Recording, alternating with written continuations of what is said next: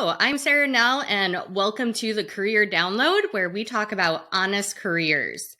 And today we have a special guest, Nicole Edmonds. And Nicole and I know each other through a Women in Tech group. So I'm really excited to bring her to our audience to share her career and just any advice or insight that she has. So welcome, Nicole. Great. Thanks for having me, Sarah. Really looking forward to doing this. Excellent. All right. So we're all about just jumping right into it. Okay. I want to get the nitty gritty. So if you can just introduce yourself, where you're from, how old you are, Sure. and just details about your life.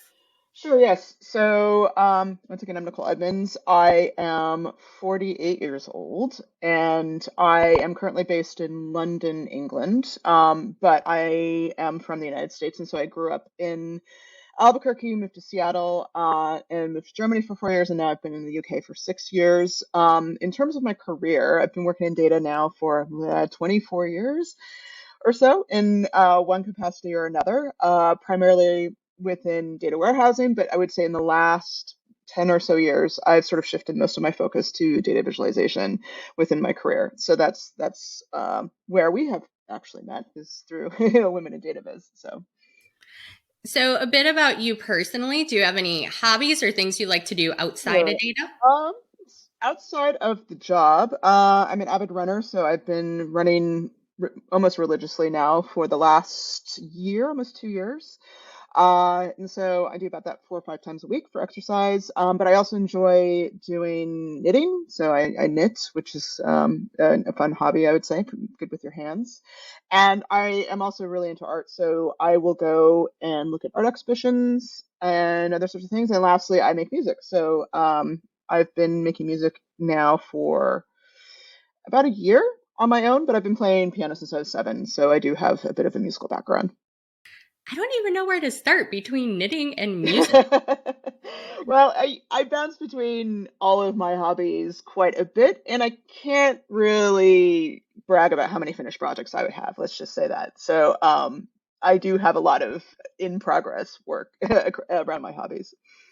Knitting, I appreciate because I have no dexterity whatsoever. And I tried knitting and I failed miserably. So I think it's a talent that is overlooked and people don't appreciate how technical it can be. Yeah, and it does take time. So, like, I would say if you look at my first few projects, they're kind of a train wreck. So I wouldn't. I think over time it's how you have to practice to get better at it. Otherwise, it can be pretty difficult.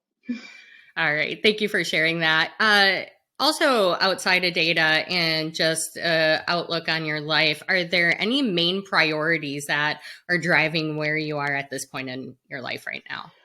I would say some of the things that are driving me is just to ensure that I am not making my career my life.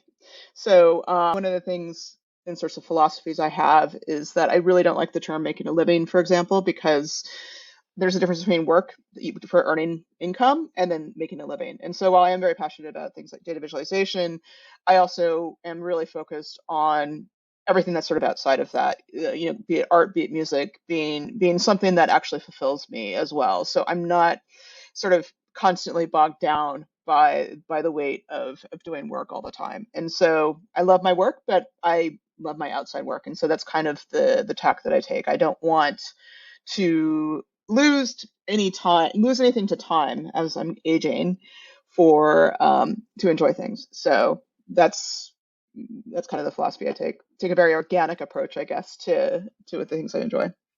Would you say that's always been your approach, or is that something you've had to learn over time? Yeah, absolutely. Even within my career, it sort of developed organically. I sort of fell into data. I don't actually have any educational credentials around this. My educational background is in environmental science for undergrad, and I have a master's in art history, and so it's nothing to do with data. But I sort of fell into it because I really enjoyed working with it and enjoyed solving problems, and so I that's kind of how my career developed as well. It's just sort of I just kind of roll with what kind of makes sense as I come across it, gaining experience in different areas and really just allowing it to sort of unfold organically. I don't really put like a 5 year plan or together or anything like that. Which is not to say I'm not ambitious. It's just that I kind of go after the things that I find intriguing and most interesting, and just sort of take that path, I guess. I don't know. It's like I haven't I haven't really had like an outline of my career or my life. It just sort of go with I sort of really like go with the flow, but it's more of just making choices and things that I think are fulfilling to me. You go with Nicole, not with Yes, exactly. I guess that's the way you can call it. All right. So you mentioned your early career, you went to school for environmental science. Let's pivot there for a moment.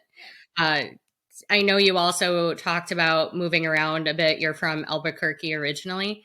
What is your early career? Where did you think you were Oof. going to be? And you So did go to I college, though.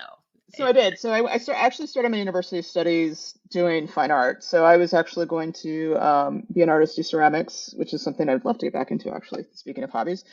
Uh, and I just sort of, yeah, I had a really not, again, nonlinear way of finishing out with environmental science. I sort of bounced around. I moved overseas for a minute, for a minute when I was in my early 20s. And yeah, really, I sort of shifted interests quite a bit really early on, and so I shifted from fine arts to biology, and then I moved to the state of Washington, and that's where I finished with the environmental science. But I also had to pay for my own university at the time, which was something you could do at that time. Keeping in mind this is many years ago, I know many people can't do this anymore. And as a result, I started what I do for my career now. And honestly, it took a little bit of luck, a little bit of, I knew someone that was offering me a position at this software company in Albuquerque for doing software for law firms. And they're like, oh, you should go on the reporting team. And reporting looked interesting, learning SQL. And so that's really kind of where my really early career started, was there. I had no idea that was what I was going to do. So like if I look back at my 18, 19, 20-year-old self, there's no way I would think that this is where I was going to end up. I mean, absolutely not. So, When yeah. when you were in that early career, when you were transitioning from what you went to college for, and then you found yourself at the software company, um, did you get any advice from anyone? Did anyone say, why are you doing this? Or anything that you can recall? Not really. I don't really recall receiving any specific advice there. Um, I kind of, I mean, I hate to use the term like, you pick yourself up by your bootstraps. Just this does not apply to, everybody. But it's just, I sort of, I mean, it was at the time where that was really possible, where I could just sort of work hard and fall into something I was interested in and make it work. And I know that's way more difficult these days. It's not something that I necessarily ascribe to, but I just, there was a bit of luck there. And then a lot of people said, "Oh, hey, you're actually kind of good at, doing SQL. You're good at this. Why don't you just, continue doing, doing things with data?" And so that's kind of where I kept going. But nothing, I mean, nothing really stands out like I kind of think of it. But yeah. Well, if you can't think of it for your early career, is there any advice throughout the rest of your career that I feel Yeah, like, especially as women, we've received we unsolicited do. advice? We do. And I mean, I don't want to, I really don't want to like dwell. I mean, yes, we do receive unsolicited advice. And I think so many women have had many experiences around that throughout their career, how to act, how to be, um, tone down your voice, you need to like tone things down. But the one thing I will say around communication that I did receive from a male boss of mine really early in my career, which actually was good advice, was that really understand your communication style with your audience. And so it's not really, it wasn't really, it's like you need to tone you need to tone back, you need to not be so strong in the way you speak or anything like that, because I've never actually really done that. But it's more of thinking about the audience that you're presenting to, thinking about there's different ways to communicate the same information so that it's actually understood. And so that was something I got really early in my career at Microsoft, actually, that I've always sort of adhered to, is just really taking the time to understand the people that you're working with, how, what communication works well for them, what doesn't, and just really, shifting a little bit. It doesn't mean you have to shift who you are and what it is that you are doing, your goals or anything like that. It's just more of really understanding, who you're talking to. I think that's a really hard thing to learn because when you're younger, you're set in your ways that this is the right thing to do and that people will just align to whatever you believe the right thing is. And it's not. You have to figure out what are the motivations and what is that shared space between the two of Mm. you so that you can effectively communicate. So that really is fantastic advice that you Yeah, received. I mean, and it takes practice too. I won't say it's like, oh yeah, I got it right off the bat or anything like that. So you do. I think early in my career, I'd fumble quite a bit around that, but I mean, it's part of learning. I mean, you learn all the technical information, all the technical skills that you have in this work that we do, but really, I think 80 to 90% of it comes down to people, and you really. If you kind of take that approach, I think it makes things a little bit easier, and you kind of learn a lot more about like how others work and what works best. Is there anything you would have done differently now that you're later in your career versus earlier in your career? Um, I did make a career pivot when I was working at Microsoft to a team. I took some advice. Again, someone was saying, "Oh, if you've been in your role for I was 4 years at that time. You've been in your role for 4 years. You need to move because there's always this sort of idea that oh, you have to move or you're not going to be able to be promoted. You're not going to be able to, you're not viewed as being, ambitious enough. And so I was really, really successful in this role. And I was sort of pushed to go into something else and by someone who's telling me to do this. And so the role that I ended up going into is one of the worst roles I've Hmm. ever been in my career. It's just, I had a very difficult manager, a very difficult sort of situation. And it didn't work at all. And I mean, I don't really have a regret in doing that. I mean, it was a way of learning, but it was something that I probably looking back wouldn't have done, knowing now what I know about that role. And I actually moved out of that role after a year just because it just was not, it didn't fit me. I was ready to leave, Microsoft entirely, and it wasn't a great fit for me. So yeah. I think everyone falls into a role where they have a boss they don't necessarily align to, and it makes their life difficult. Anything that you would recommend for someone who does find themselves in that position? I mean, there's a couple of things. I mean, the first thing is if it's truly not a toxic situation, it's just one of those things where you don't gel. It's just really kind of having some empathy.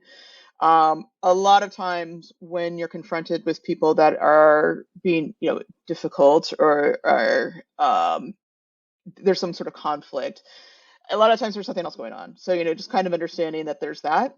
But on the flip of that, sometimes it's just one of those things where the conflict is always going to be there. That's just their individual. That's the individual who they are. They don't have the emotional intelligence, or they don't have, the ability to kind of work with you. And in that case, it's honestly better to just try and shift and do something else, which is what I ended up doing. It's like I knew, I mean, there's not any like hard feelings against this person. It's just one of those things where I knew it was never going to work. So the best thing that I could have done was just sort of cut bait and leave the role.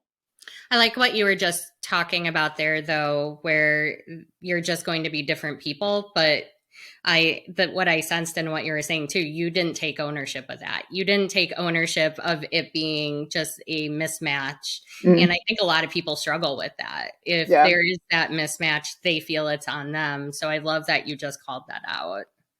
Yeah. I mean, I think it's important to understand, like who you are within that context. And if I mean, trust your gut in a lot. Sometimes your gut lies, and sometimes your gut is, hungry, and you don't, you might make a bad decision. But other times, I would say your gut has a tendency to lead you the right way, and especially when it comes to those types of situations, just really, if know that it likely isn't you. It's something that you need to, you just say, okay, this is not for me, and just move on.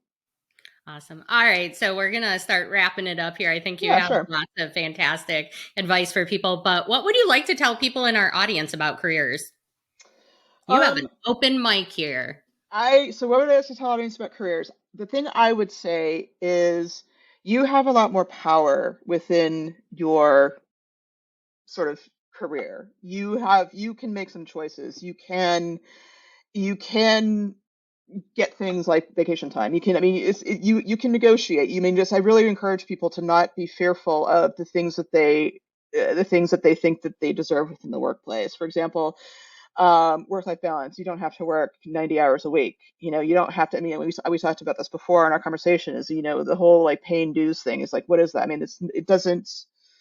you don't have to do that. I mean, so many people sort of rest on this idea of like, oh, you have to do that to be able to like make your career. And I really don't think you do. You just have to work smart and realize that you should be empowered in the ways that you want to work, empowered in the hours that you want to keep, empowered in the things that you do in your free time, and not let work sort of impede in the things you want to do in life. And if you're open about that, if you're open about these are my hours, these are my expectations, I very rarely do I run into a situation where people are not accepting of that and wanting to work around it, because then they feel like they also have the power themselves to say, okay, well, these are the things that work for me too. And then that makes a much better, more like collaborative working relationship. Yeah, this mentality that people have to go through a gauntlet in order to make it to a place where they can fight for what they want. Mm. I agree with you on that. Let's not force people to go through those things, and don't glamorize it. I Don't remember, glamorize pain. I mean, yeah, it's there's nothing great about working 90 hours a week in no. a semi-toxic situation that will likely affect your mental health later down the road. I mean, it's really not worth it. So what's next for you? Where are you going to go next? For me, that's a really good question. I am currently working in sort of I'm a consultant, so I'm a lead consultant today at a dating consultancy, and I really do enjoy a lot of what I'm doing. So I'll probably stick around in this for a while. If I had like no limitations, just I would probably retire from data and actually do something in arts if I could.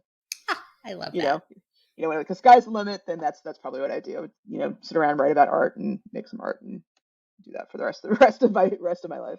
That sounds like a great life. Well, thank you, Nicole, for being here with us today Yeah, and for thank you for sharing having me, your Sarah. career. And thank you to our listeners for joining us. Please be sure to like and subscribe and share if you find something you liked. Take care, everyone. Thanks, everyone.